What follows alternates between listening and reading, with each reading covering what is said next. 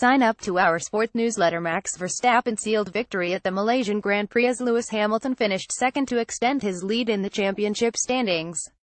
The Red Bull of Verstappen impressed at Sepang as his teammate Daniel Ricciardo finished third ahead of Hamilton's main title rival Sebastian Vettel, who recovered from last on the grid.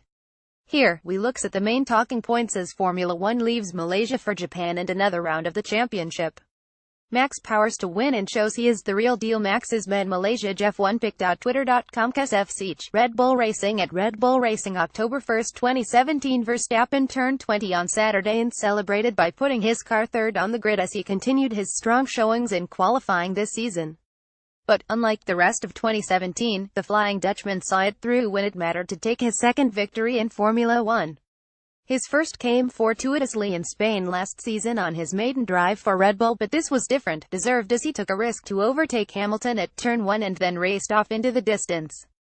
Malaysia will be missed. What a week, Sepang. Well, miss you, but remember our story continues. Thank you, Malaysia. Malaysia picked.twitter.com 2 NVSJ8 Fact 9, Mercedes AMG F1 at Mercedes AM1 October 1, 2017. With dwindling support from both spectators and the Malaysian government, an agreement was struck with Liberty Media to end Sepang's F1 contract a year early.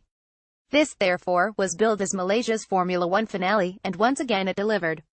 Over 56,000 fans attended Sunday's race, an improvement on recent years, and Malaysian Prime Minister Najib Razak said hosting the F1 may be reconsidered in the future and most would welcome it back at some point. Hamilton squeezes every inch out of ailing arrow. The race was a tough one. Red Bull had the upper hand on us. We've got some work to do and need to keep pushing.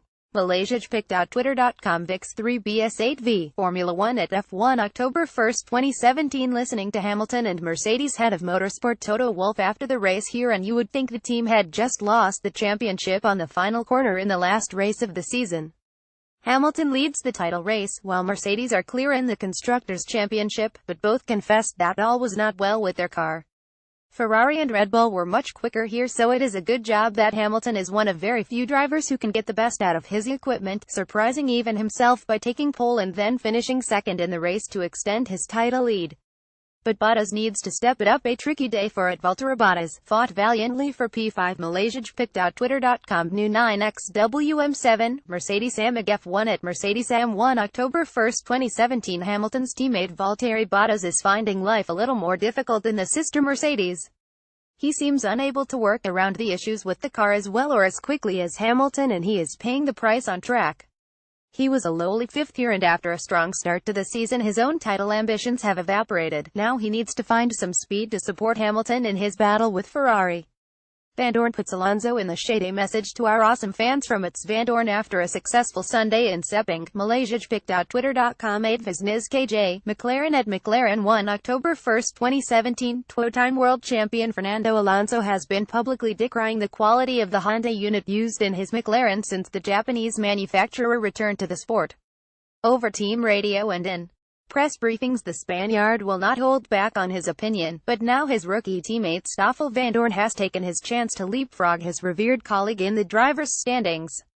Back-to-back seventh-place finishes in Singapore and Malaysia have put the Belgian on 13 points, 3 more than Alonso has accrued so far this season, something else that will have angered the 36-year-old. Sign up to our sport newsletter.